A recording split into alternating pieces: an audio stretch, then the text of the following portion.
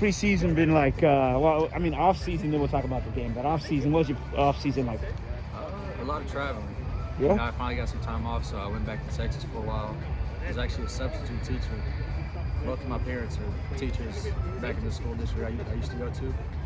And so I had a lot of time, so decided to be a substitute teacher for all types of grades. Ended up getting like a long-term thing with a special ed Really kid. Yeah. incredible. Yeah. What age? Element. So the lowest I went to was probably seventh grade, and the highest I went to was seniors in high school. I love teenagers. What were the teenagers like when you're trying to talk to them? And They were actually pretty cool. Some of them, I guess, knew of my background in football and stuff, so they kind of respected me just due to that. So it was fun, but it kind of surprised me how bad kids are sometimes. You know, how much they act out, or how much energy they have. And brought me back to when I was a kid. Made me think if I was acting the same way, things like that. well, yeah, little homies are little homies. Exactly. They gotta Exactly. be, yeah. And then so, what was your preseason, off-season training like to get it after going and kind of getting grounded in humanity and with the kids? What then was physically? What did you work on? I just worked a lot on my strength. Like coming out of college, I kind of lacked some strength just due to injuries and stuff like that.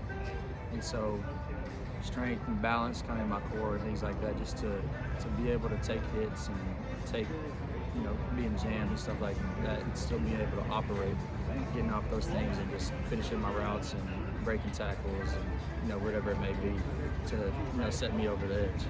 And so that's a combination of strength and agility, right? Exactly. And the core. Yeah. So, okay.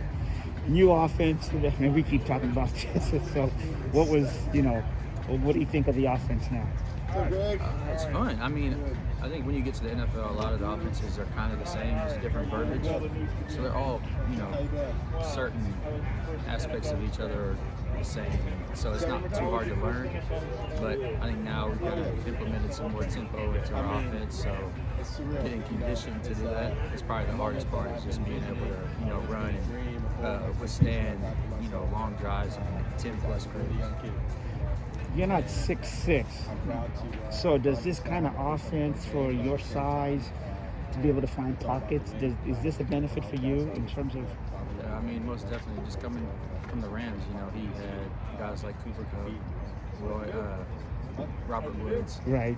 and the Seahawks in their background had Doug Baldwin, Tyler Lockett, guys like that who are my stature. So just those two systems colliding is, a big impact for me, just how I play, because I'm a savvy type of guy who finds holes and does what I can just to get catches. Three just said hi while we're walking behind you. So what's it like to playing with Three in terms of how his ability to find receivers? Oh, it's fun. I mean, you got to be ready at all times. There's no route in any play that's just dead, because he'll scramble to find somebody who's on the other side of the field. And, if he sees something with the defense, he'll launch it over there just because. So I mean, at any time of the game, any time of the play, you got to be ready to get the ball and make a play. I'm gonna take this opportunity.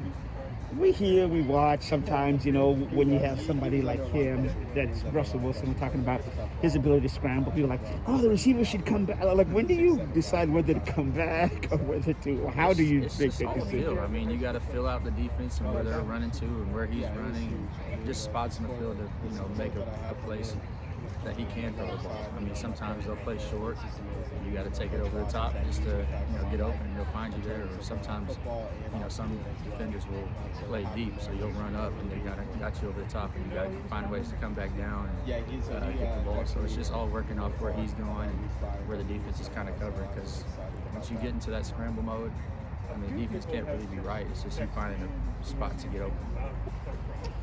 3 preseason games. One is in the books. It's better than last year. Didn't happen. So, what are you looking for in terms of game 2 preseason?